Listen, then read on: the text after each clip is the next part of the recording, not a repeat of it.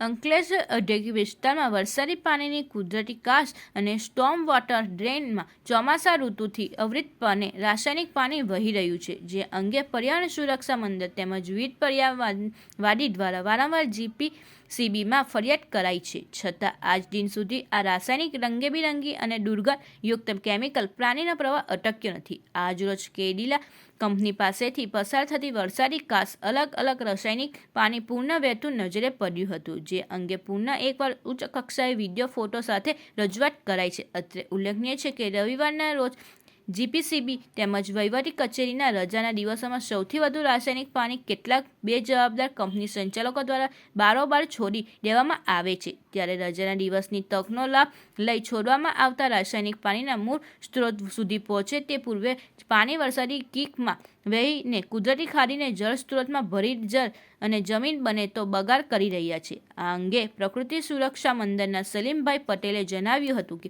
વારંવાર રજૂઆત કરવા છતાં તંત્ર આજે બે ઋતુઓ પૂર્ણ થવા છતાં રાસાયણિક પાણીનો પ્રવાહ અટકાવવામાં નિષ્ફળ નીવડી છે, જ્યારે કન્ટેમ્પ ઓફ કોર્ટ થઈ રહ્યો હોવા છતાં તંત્ર માત્ર સેમ્પલ લઈ તપાસોના નામે જ કાર્યવાહી કરી રહ્યું છે, જ્યારે આ રાસાયણિક દુર્ગંધયુક્ત પાણી છોડનાર તત્વો સામે કડક કાર્યવાહી કરવામાં આવે તેવી અમારી માંગ છે। તારીખ 8/2/2026 હાલ આપણે અહીંયા જીઆઈડીસીની અંદર ઝાયડસ કંપની પાસેથી પસાર થતા નારા પાસે ઊભા છીએ અને અહીંયાની વહેતી ગટરમાં આપ જોઈ શકો છો કે અલગ કલરના પ્રદૂષિત પાણી વહી રહ્યા છે।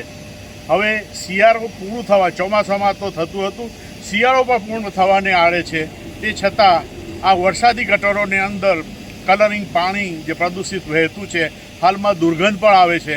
આ પાણી પણ હજુ સુધી અંકલેશ્વર જીઆઈડીસી કે નોટિફાઈડ કે જીપીસીબી અંકલેશ્વરના જે કોઈ સત્તાધીશો છે એમના દ્વારા કંટ્રોલ મેળવવામાં આવ્યો નથી। અમે વારંવારની ફરિયાદો કરી છે, અમારી ફરિયાદો થાય, તપાસ થાય, કાર્યવાહીના નામે લીપાપોથી થાય, દંડ થાય, નોટિસ થાય, પણ અમારી જે માંગ છે કે આના ઉપર અંકુશ આવવું જોઈએ, જે હજુ સુધી આવ્યું નથી અને એનાથી અમે વ્યથિત છીએ, ઉગ્ર છીએ અને અમારી માંગ છે કે આના પર સખત કાર્યવાહી થવી જોઈએ। આ પ્રદૂષિત પાણી વહેવાના કારણે સ્વાસ્થ્ય પર મોટા અસરો પડી રહેલા છે શહેરમાં અને વિશ્વમાં પણ આપ જોશો તો અનેક ગંભીર પ્રકારના રોગોમાં આ સપડાયેલા છે, નવી બીમારીઓ પેદા થતી હોય છે। ત્યારે આપણે વિકાસના નામે જે આપણે આ વિનાશ કરી રહ્યા છે એને બંધ કરવું જોઈએ।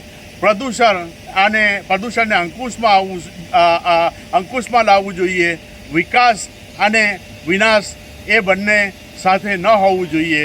વિકાસના નામે આ વિનાશ ન ચાલે એવી અમારી લાગણી છે અને આને બંધ કરવા માટે સખ્ત કાર્યવાહી કરવાની માંગ કરીએ છીએ।